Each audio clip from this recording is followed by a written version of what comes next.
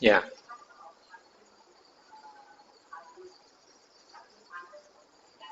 Mm.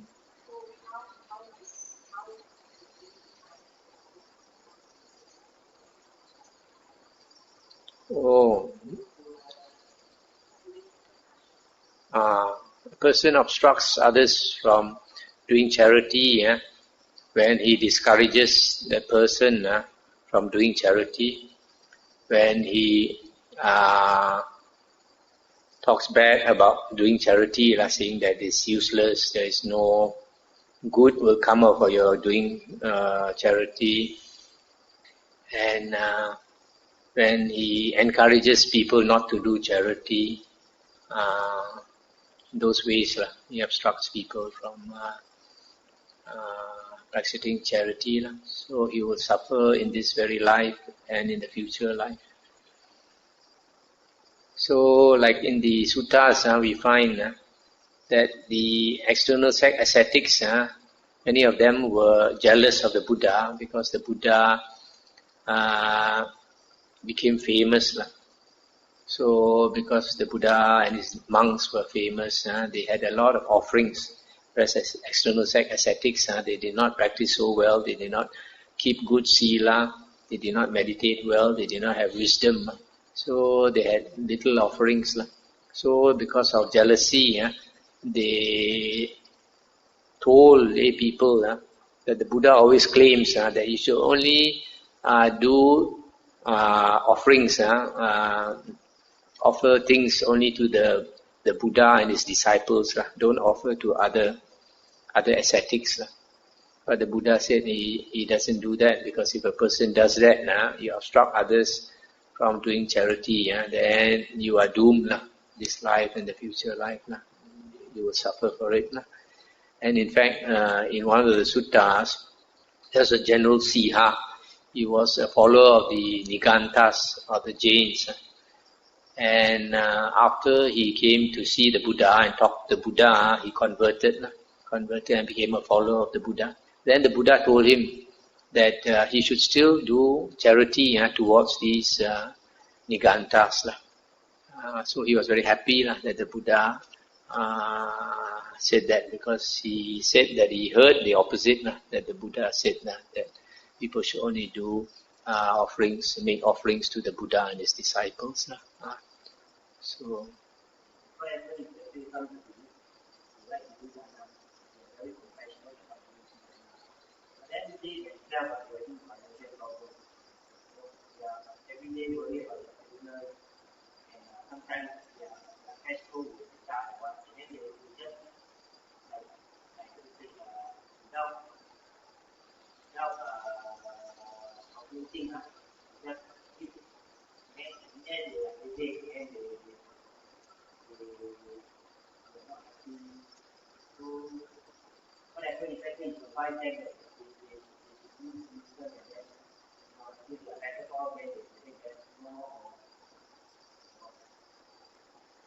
if a person does charity, the Buddha says that that dana, or that charity that we do should not harm ourselves and should not harm others.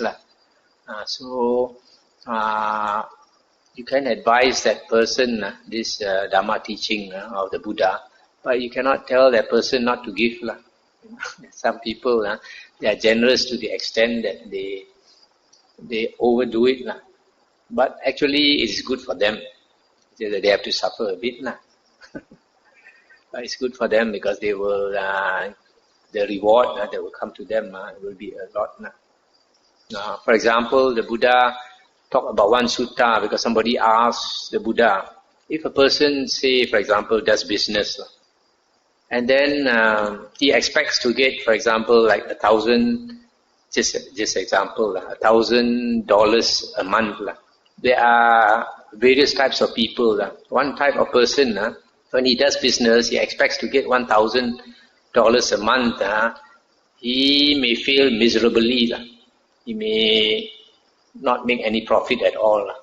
Even his capital also he might lose. In other words, he does not make even $1. Or he makes a very small profit, $50 a month instead of the 1,000 he expected. And then on the other hand, there's another person, he expects to make 1,000 a month. He might make less than that, but say not too far away, like 800 ringgit a month, okay, or 500 ringgit a month. That's the second one. The third one, he expects to make $1,000 a month, and he gets $1,000 a month, okay. And then the fourth one, although he expects 1,000, he makes much more than that, He might get 5,000 or 10,000 instead of 1,000 a month, So this man wants the Buddha to explain why. The Buddha said, it might be that this person wanted to offer something to a virtuous monk, a virtuous ascetic.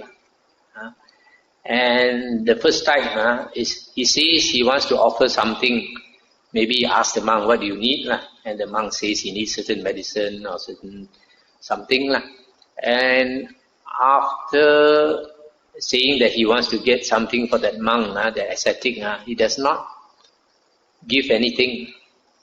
Such a person, because he promised to give and he does not give anything, then in the future, when he expects to make money, he fails miserably, does not get at all. That is the result of making a promise and not fulfilling it.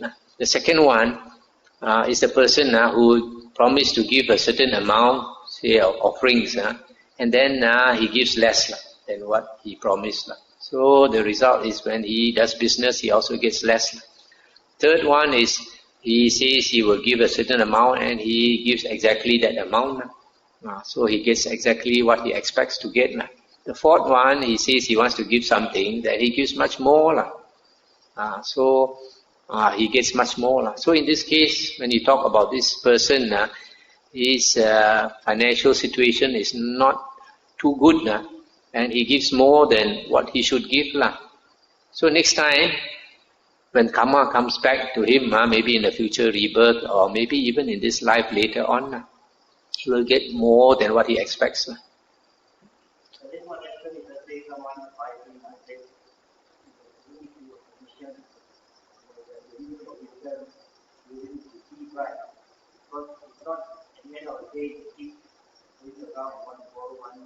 Sometimes when we give advice also, we have to be very careful. We can give in such a way, but not obstruct him from giving. And not discourage him from giving also. Because if you obstruct him from giving or you discourage him from giving, you are creating bad karma.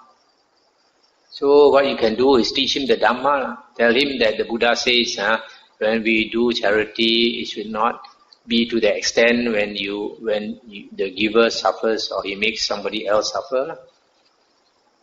Because there are many instances in the Vinaya books. Our Vinaya books are like lawyers' law cases. Lawyers' court cases. Because there have been so many cases of monks breaking the discipline. So many different types of cases. It's all come out into the Vinaya books. So, for example, a person, a monk, in the Vinaya books, he saw some executioner going to execute somebody using the long sword, going to chop off his head.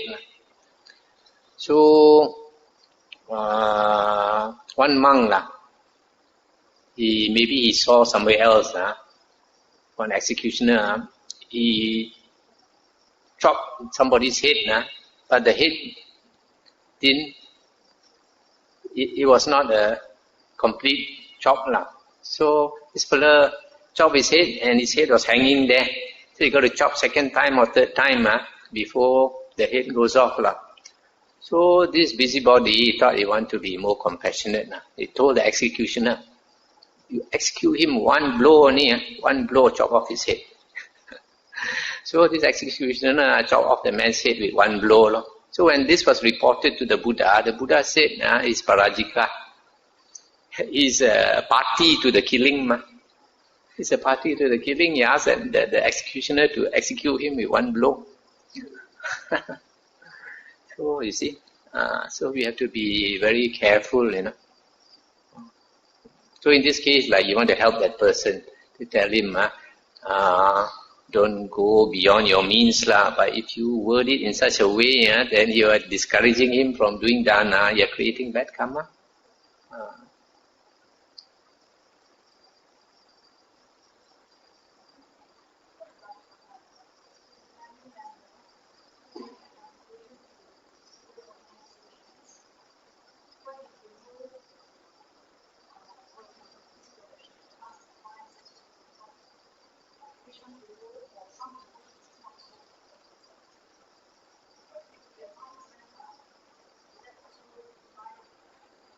Yeah, that also when you tell your family member to be selective lah in their charity, that they should only give to organizations who are worthy lah of receiving.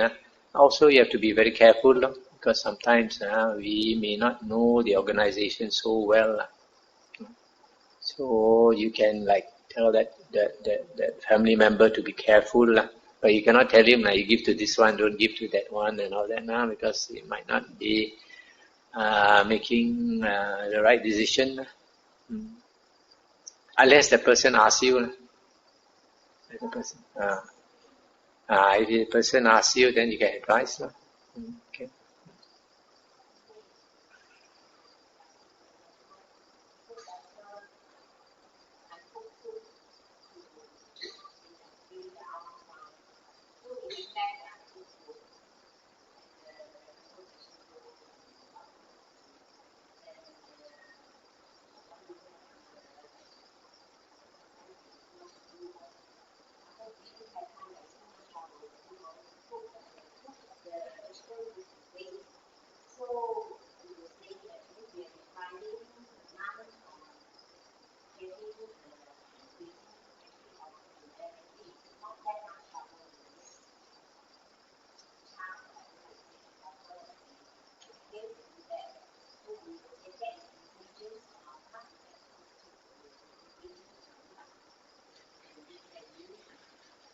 Not necessary lah, because like in the monastery, we try not to spend too much time cooking, so that you have more time to practice. One thing. Secondly, if you have many people in the kitchen cooking, very often there's friction.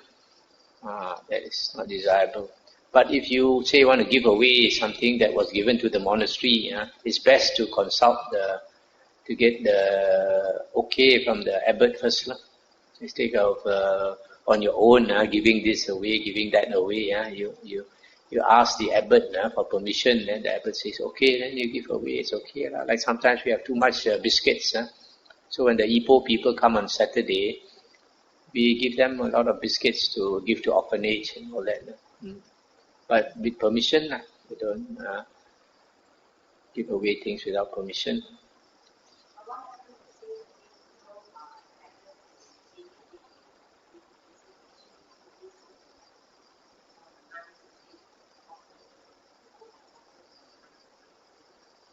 You can tell them we don't guarantee that we will use it if they ask If they don't ask, then they just forget what they say.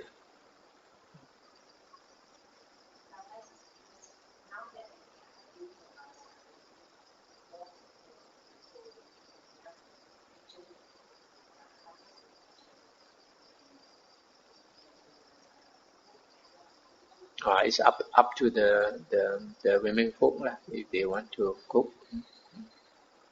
But like this guy who offers organic veggie, that is good stuff. So good to keep.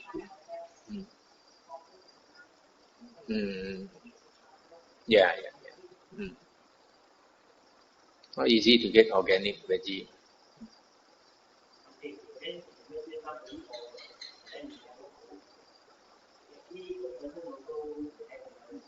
Yeah.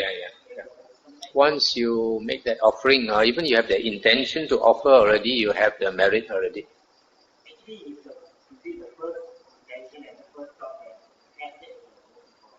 Not exactly, because sometimes you have the first thought but you don't do it. There are many steps to complete your charity, you see. So if you fulfill all the steps, then you get the full merit. But if you do halfway, then you get halfway merit. So in the same way, like in our Vinaya books, when it comes to committing a theft, the Buddha said, for example, if a monk goes into another monk's room to steal a watch, for example, the first intention he has to steal, that is already a small offense, small evil karma already. And then when he walks towards the room, that is more evil karma, but also small. Then when he opens the door, goes into the room, more evil karma.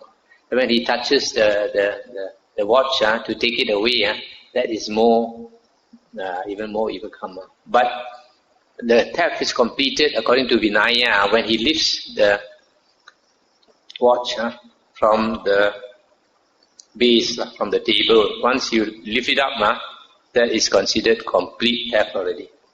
But for example, he touches the watch and wants to lift it up, suddenly he hears footsteps. Then he does not complete the theft. Then he runs away. So that is not parajika. Parajika is the highest, the heaviest penalty, heaviest offense for a monk, which he has to disrobe. So in this case, he has not completed. So every step along the way is contributes to that evil karma. So like you say you have the intention, but if you don't fulfill it, it's very small karma.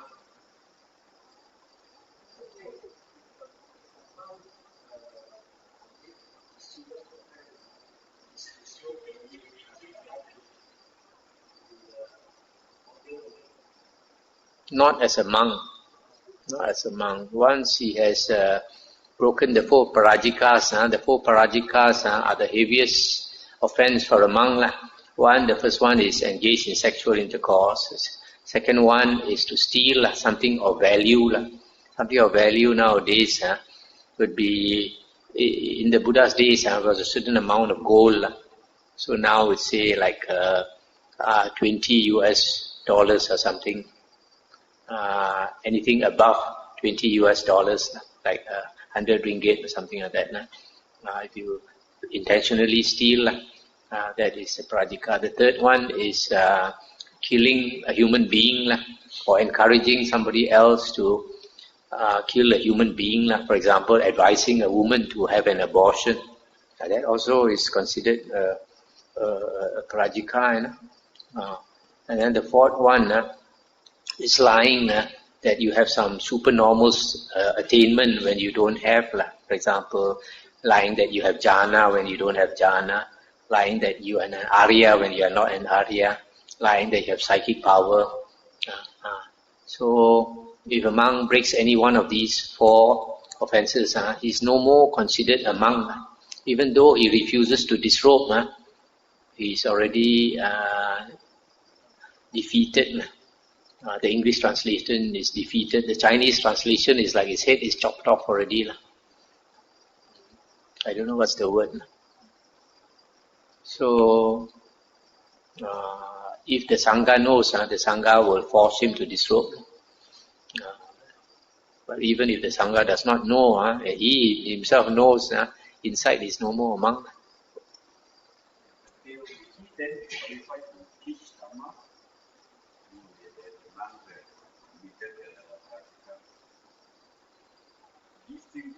You see, teaching the Dhamma is one thing, practicing the Dhamma is another. A lot of people, they teach, but they don't practice.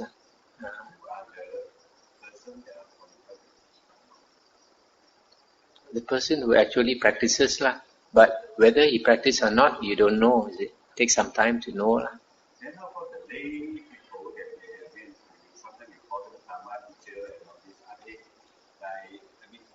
Are they the real Dhamma teacher or they just that also is hard to say whether they actually practice or not. We don't know. But if they really practice, then they can teach. Practice in the sense uphold all the Buddha's teachings, Sila, Samadhi, Panya. Arya has dreams, but probably not an Arahant, because an Arahant has destroyed the asavas. Asavas are uncontrolled mental outflows. Uncontrolled mental outflows, where the consciousness flows without control. So dream state is a state where the consciousness flows without control. But in the Vinaya books, an Arahant has sati 24 hours a day. The Arahant has sati 24 hours a day. So because of that, I don't think Arahant, even if an Arahant, the mind like dreams, he will be aware, he will know that it's a dream. It's not like ordinary people, most people, when we dream, we don't realize that we are dreaming. We think it's a real state. We get excited in the dream and all that. This asavas is very interesting, that nowadays hardly any monk explains. Hardly any monk explains. And you have so many meditation teachers teaching meditation, and meditation is supposed to be the way to enlightenment. And what is enlightenment? Enlightenment in the suttas is defined as destruction of the asavas. Destruction of the asavas. So my interpretation of asavas is uncontrolled mental outflows. That means basically uncontrolled flow of consciousness. It is this flow of consciousness which creates the world, which creates samsara. Once consciousness flows, then you see the world. The world exists for you. And in your conscious dream, you see yourself in that world. Just like when we dream at night. Whenever we dream at night, you see yourself in the dream. Right? So in the same way, when consciousness flows, the world arises. So this tendency for consciousness to flow is extremely strong. It's extremely strong. It is so strong that when you don't do anything, the mind starts to flow. You start to dream. You start to daydream. You start to think. Sometimes fantasizing and all that. So even at night, when you try to get some rest, the mind will not give you proper rest. It will start to flow and make you dream and get excited and frightened and all that. So when we practice meditation, we are trying to discipline our mind, not allow it to flow. That's why meditation, we train our mind to focus on one object. That is satipatthana, intense state of recollection. Always bring it back to one object, always stay with one object. That's why the simile given in the Satipatthana Samyutta, later we will see how to practice Satipatthana. The Buddha gave a simile of the most beautiful girl of the land came out, and everybody clapped and shouted, the most beautiful girl of the land.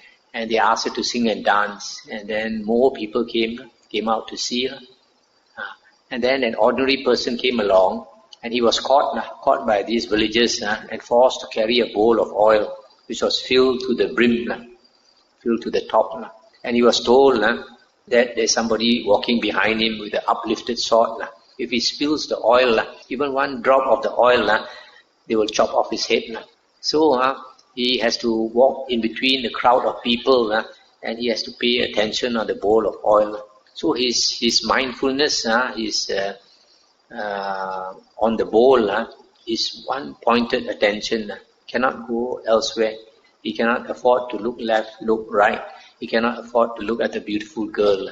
He has to pay total attention on the bowl of oil. And that is the way to practice Satipatthana.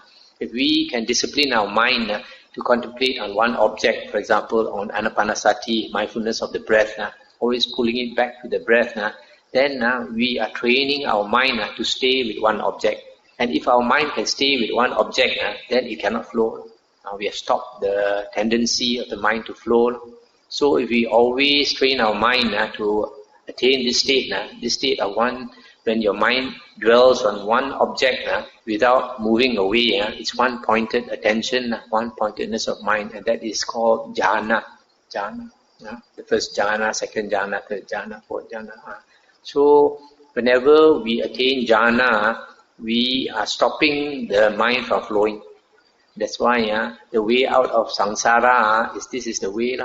If you cannot stop your mind from flowing even for a short while, you have absolutely no hope of stopping this tendency of the mind to flow.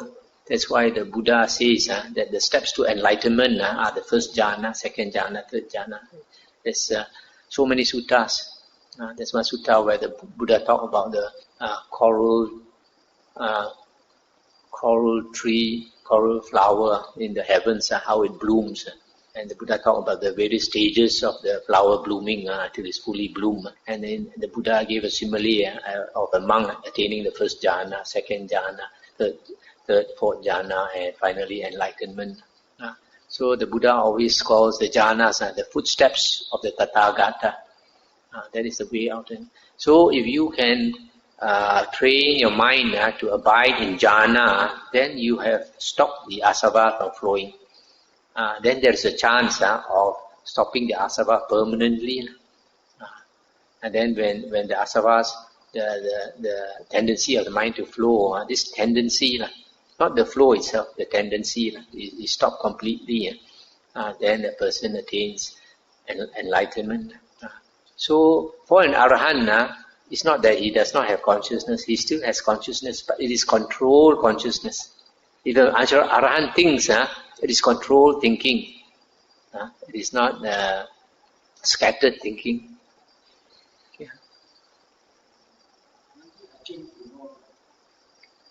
when a person is in samadhi, strong samadhi, you can hear his full story because he's alert in every other Yeah. in 4 hours. And when he's asleep, totally asleep, everything rested. Through the heart, he could see the being. When there is being approaching him, he sees from here. I was beginning to know this nature. And the person is in strong samadhi. And usually, the knowing by knowing, before a person starts to talk, he knows what he's going to talk. Yeah, but these states quite unusual. Only thing is, some of the states we cannot trust completely. There's some people in certain states they can see heaven, they can see hell, and all that. But sometimes it turns out to be imagination. So we can only trust the mind when person is fully enlightened. So we have to be very careful. In the Hindu tradition, once a person attains like jhana, the mind becomes bright. He's supposed to go into seclusion for another 12 years.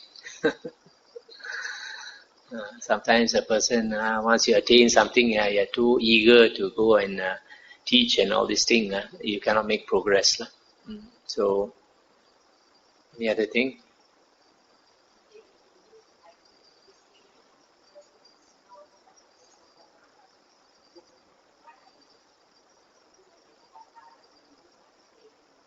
Yes.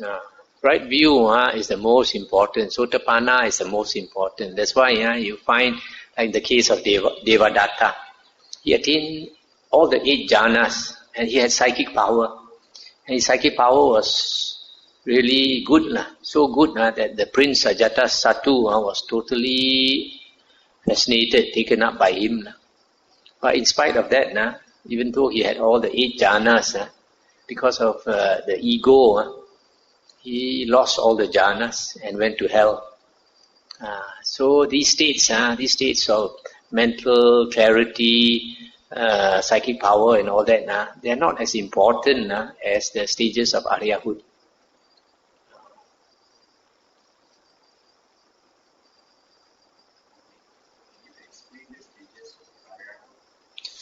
Stages of the Aryahood, sometimes the Buddha says there are 8 types of Aryans. In fact, there's a sutta where the Buddha says there are only 9 types of beings in the world.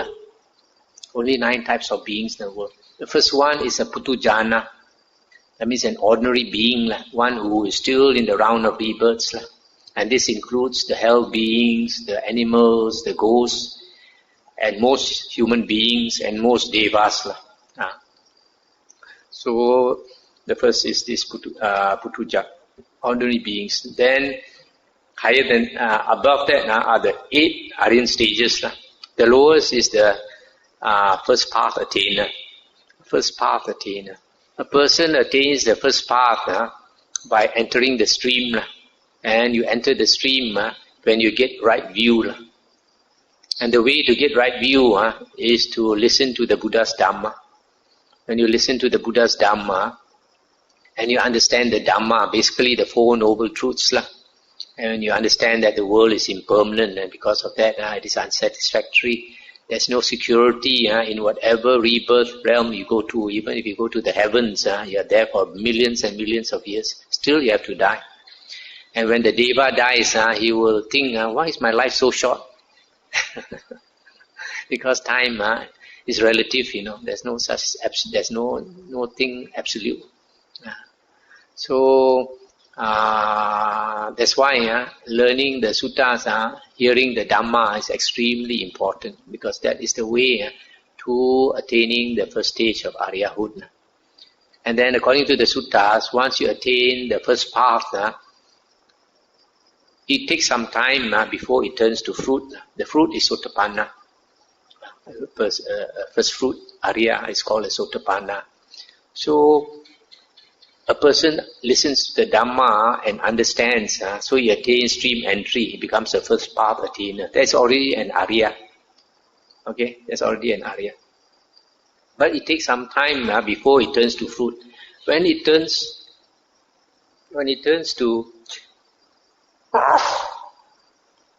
path turns to fruit, then the 3 factors drop away. When the 3 factors drop away, the 3 factors, the first one is Sakkaya Ditthi. Sakkaya Ditthi is identity view. If a person has identity view, then he thinks that the body and the mind is the self. He associates the body and the mind completely with the self. That means he thinks that this body or this mind is I, or is mine, belongs to me, or I am inside the body and mind, or the body and mind is inside me. This body and mind are the 5 aggregates. Body, feeling, perception, volition and consciousness. The last 4 is actually the mind. Okay? So, if a person has eliminated this Sakkaya Ditthi, then he sees that the body and the mind are ever-changing, impermanent. So he sees that this body and the mind is not the self, but he still has the self somewhere. He still has the self. Only the Arahant has no self. So once a person has become Sotapanna, and this path must turn to fruit within that lifetime. At the latest, according to Samyutta Nikaya 25.1, the latest when he dies, the path person will become a fruit. But this is unlike the Abhidhamma. In the Abhidhamma teachings, they say when you attain the path, immediately it becomes fruit, but not in the sutta. So once a person becomes a Sotapanna, he has 7 more existences left in the cycle, rebirths, maximum 7. So after 7 lifetimes, he must enter Nibbana. So you see, it's so important to attain stream entry. Once you attain stream entry, you are secure already. You have booked a place in Nibbana already. It's only a matter of time. Also, the other characteristic of an Arya is that you will never be reborn into the woeful planes. You will never be reborn as a ghost or an animal or in hell. But if you have not attained the stream entry, even you attain psychic power like Devata, still can go to hell. That's why it's extremely important to study the Dhamma. So that is the Sotapanna. Now, from Sotapanna to Sakadagamin, how to get? The difference between the two, Sotapanna and Sakadagamin. Sakadagamin is the second fruit area. Second fruit area. The difference is that the Sakadagamin has reduced greed, hatred and delusion. Reduce. Now to reduce greed, hatred and delusion, this greed, hatred and delusion is connected with the five hindrances. The five hindrances. The five hindrances are sensual desire, ill will or anger, sloth and torpor, restlessness and worry and doubt. Okay, pancha nivarana. So the way to reduce the five hindrances is samadhi. Samadhi. When we attain samadhi, tranquility of mind, calmness of mind, automatically the five hindrances reduce.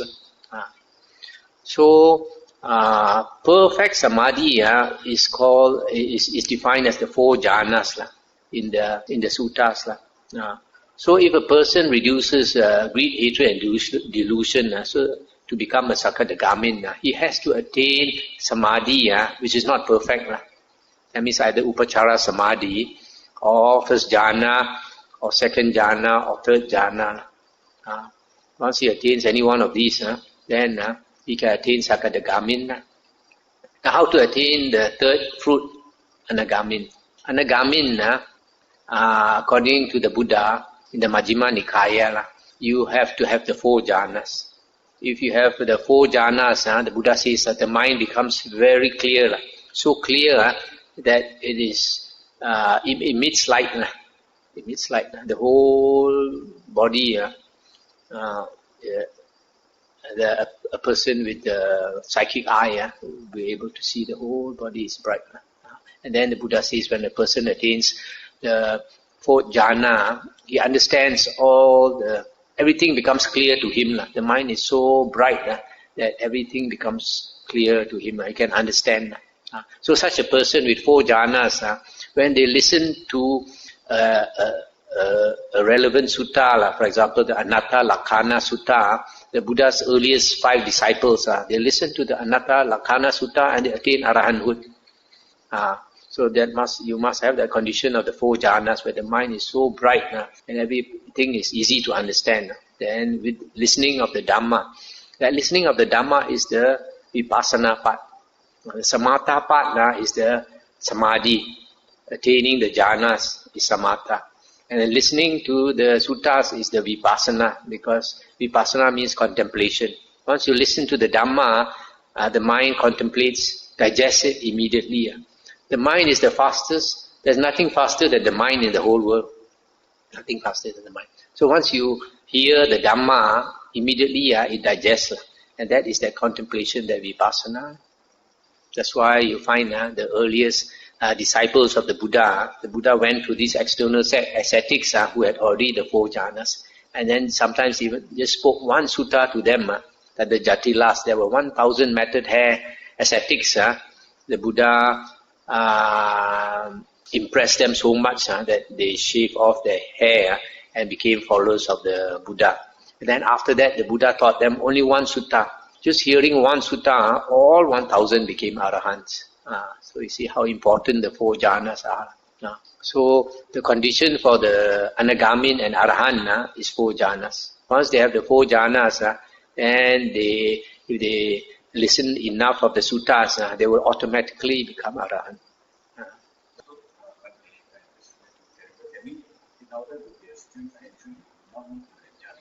They don't need. But if you have jhana, it helps. It helps. But it's not necessary. You see, like in the case of our Buddha, the Buddha said in the suttas that in a previous life, he was born as a Brahmin by the name of Jotipala. This is in the Gatikara Sutta of the Majjhima Nikaya. And because he was a Brahmin, he had no desire to see the Buddha. He had no respect for the Buddha. But he had a very good friend who was a pot maker called Gatikara. And this man, Gatikara, brought the Buddha to, at that time, the Bodhisattva, Jotipala, to see the Buddha Kassapa. And his friend, Gatikara, asked the Buddha Kassapa to teach this Jotipala some Dhamma out of compassion. So the Buddha Kassapa spoke the Four Noble Truths to this Brahmin Jotipala. After hearing the Four Noble Truths, he must have entered the stream, because after that he renounced his religion and followed the Buddha, became a monk. So definitely he must have attained the first stream entry, the first path. And during that lifetime under the Buddha Kassapa, when he was a monk, he attained at least the first jhana. Because we know that, because the Buddha says after that lifetime he was reborn in the Tusita heaven. And from the Tusita heaven he came down as Siddhartha Gautama. And Siddhartha Gautama, when he was about 10 years old, a small boy, he could enter the first jhana under the Jambu tree. This was stated in the Suttas and the Vinaya. So that means he must have attained the first jhana under the Buddha Kassapa. And if he had attained the first jhana under the Buddha Kassapa, we can assume that he was a Sakadagamin. He became a Sakadagamin. That's why it is evident that a Sakadagamin, when he comes back as a human being, that is his last lifetime. He must enter Nibbana. That's why even though Siddhartha Gautama had such a good life, he was born into a rich family, he was young, he had just had a beautiful wife, etc. He forsook all that. He renounced everything to become an ascetic. That can only be because he was a Sakadagami. His time for enlightenment was due. So he struggled by himself and attained enlightenment.